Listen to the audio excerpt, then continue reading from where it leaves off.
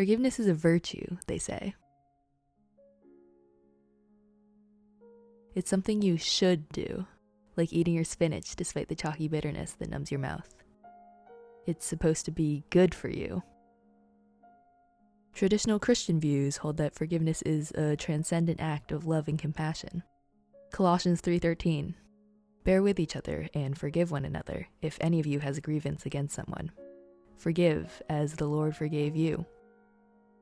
According to ChristFamilyOnline.com, to forgive is to release oneself or another person from bondage or imprisonment of guilt or anger for wrongs done.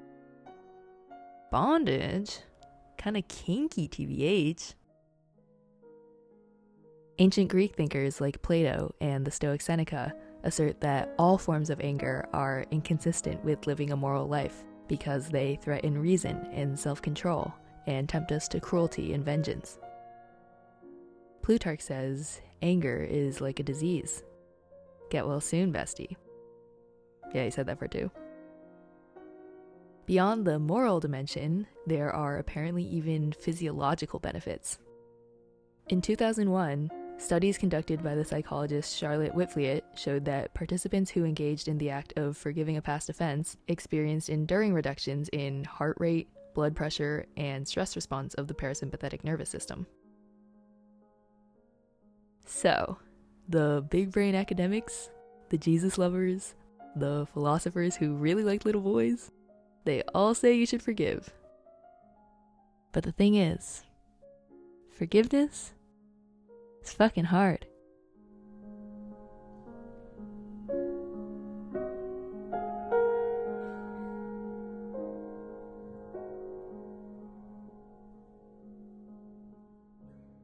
My mother put me through quite a bit of shit.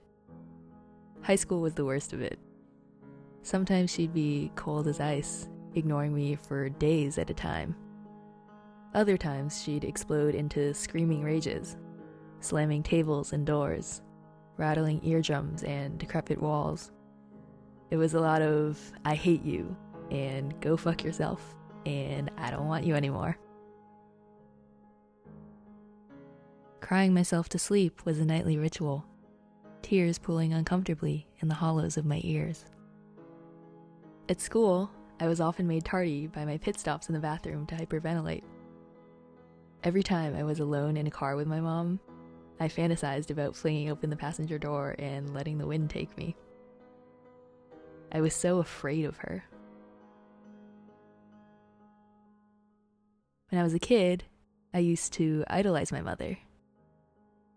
I took her narcissism as confidence, her hubris as wisdom, her stubbornness as invincibility.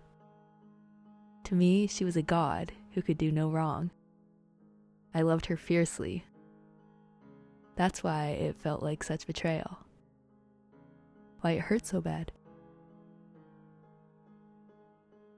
One day, she told me to get out of her house, that she never wanted to speak to me again, that she didn't care if I died. She said, "Mark my words. You are the one who makes this family unhappy. You are the one who makes me unhappy. And if you're unhappy, it's all on you." That was January 8th, 2019. I was 15.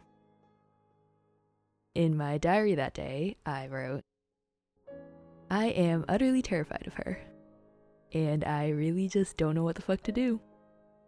Well, there's no changing her. That's that. I guess I just have to remember, this too shall pass. Only 2 more years, and then I'm out. I can make it. I know I can." And I did. I now go to college on the other side of the country. 3 time zones between me and my past. I've had space to process and reflect. I have a lot more empathy for my mom now. She's been through it. She was a single mom who never wanted to be a mom, whose family and career were falling apart. This was not the life she envisioned for herself. Recently, I learned that growing up, she was neglected by her parents and physically and emotionally abused by her aunt. And of course, hurt people hurt people. I don't excuse what she did to me, but I better understand it. At the end of the day, she's human. And she's my mom.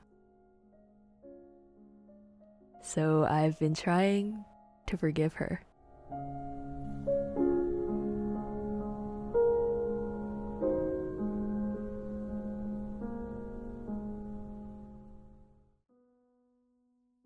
A few months ago, I read the book All About Love by Bell Hooks. In it, she talks about the importance of forgiveness in restoring our ability to love. Forgiveness is an act of generosity. By forgiving, we clear a path on the way to love. She quotes Eric Butterworth, who writes, "If we want freedom and peace and the experience of love and being loved, we must let go and forgive." Hooks also discusses how forgiveness can help us regain autonomy, citing Robin Kasarjan, who explains, "Forgiveness is a way of life that gradually transforms us from being helpless victims of our circumstances to being powerful and loving co-creators of our reality." This echoes the philosopher Emmanuel Levinas' idea that the past itself can be transfigured. Forgiveness acts upon the past, somehow repeats the event, purifying it. In other words, forgiveness has the power to reconstruct our reality, to make new meaning. But then Bell Hooks also says that genuine love, understood as the will to nurture our own and another's spiritual growth, is fundamentally incompatible with abuse. Love and abuse cannot coexist. So what? Do I just say, okay, my mom never loved me?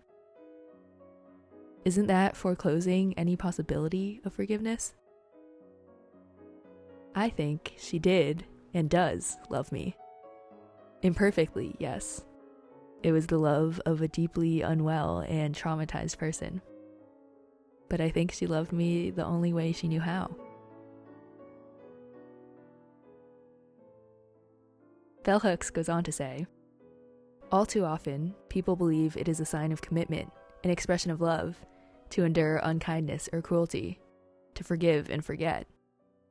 In actuality, when we love rightly, we know that the healthy, loving response to cruelty and abuse is putting ourselves out of harm's way."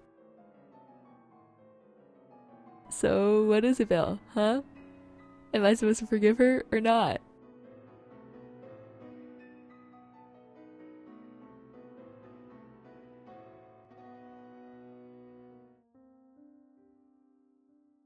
All I know is that I want to forgive her.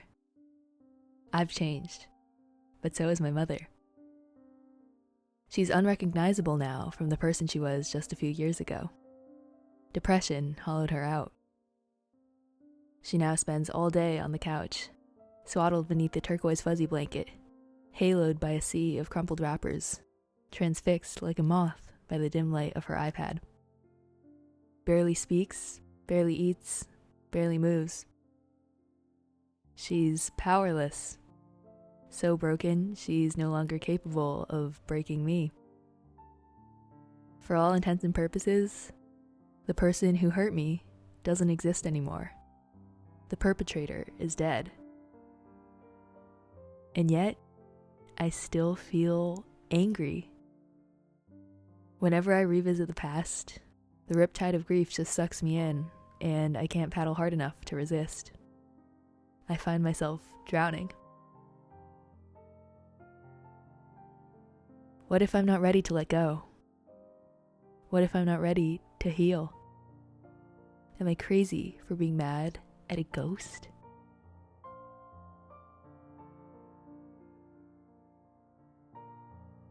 Last summer, I saw a therapist for like 3 weeks because this shit is expensive. Support me on Patreon. I briefly explained the situation, explained how I should be able to move on, but somehow can't bring myself to. how I'm mad at myself for being mad at my mom, who isn't even the same version of the mom who is terrible. The therapist told me to stop trying to rationalize my emotions away. She said, sometimes trying to outsmart yourself is invalidating yourself.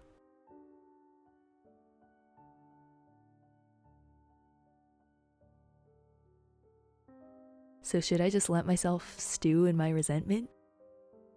It feels so wrong. I don't like holding grudges. There's no satisfaction in reliving the trauma. A grudge is a greedy and voracious creature that gnaws at your insides, feeds on your humanity, and ferments it into rage.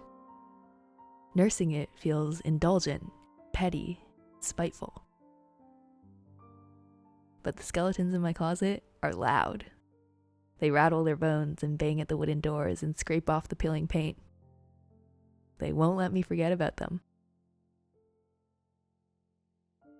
What makes this whole forgiving thing even harder is that my mom has never acknowledged any of it. She's never apologized to me in my life for anything. And I don't think she ever will. I have to come to terms with the fact that this forgiveness will be unilateral.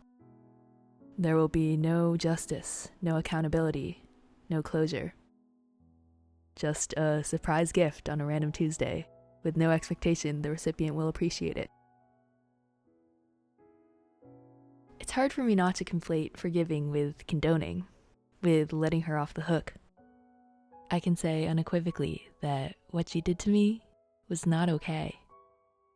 But forgiving a wrong is not the same as excusing it, because then there would be nothing to forgive.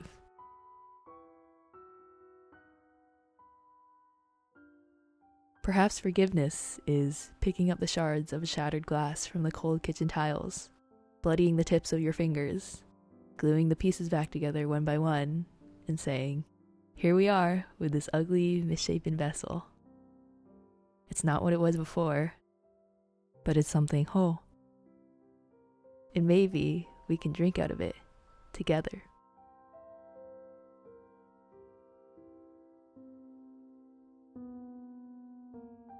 If forgiving was as simple as a choice, I would do it in a heartbeat. But I've come to understand forgiveness not as a discrete decision or a one-time act, but as an arduous, unfolding struggle.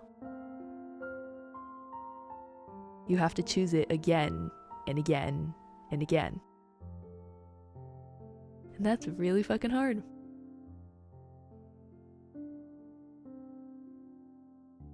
Maybe instead of, "I forgive you," what we can offer is, "I'm willing to try."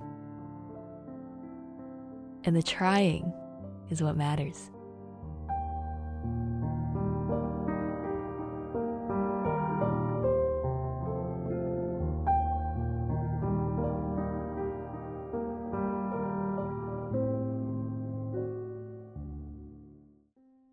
Forgiveness requires vulnerability, a lot of it. It's choosing to open a door to your heart, knowing it can be shattered again. It could mean welcoming joy or inviting evisceration. To open that door is to unleash so much hurt, but so much possibility. This painting is one of competing forces: luminosity and shadow, life and death, serenity and grief, redemption and regression. Apple blossoms are symbols of peace and healing. In traditional Chinese medicine, these flowers, called 苹果花, are used to restore balance in the body. Here, they're floating in full bloom, emitting rays of light like little suns. Here, they're withering, sinking, dissipating into wisps of shadow. The white dove embodies reconciliation, hope, and new beginnings. The mourning doves are the darker inverse. To forgive is also to grieve. It's a long process of grappling with loss and bitterness. There's ambiguity in this piece. Is the darkness swallowing the light, or is the light dispelling the darkness? Maybe it's both. Maybe it depends on who's looking. I hope I can come back to this painting one day and see light victorious.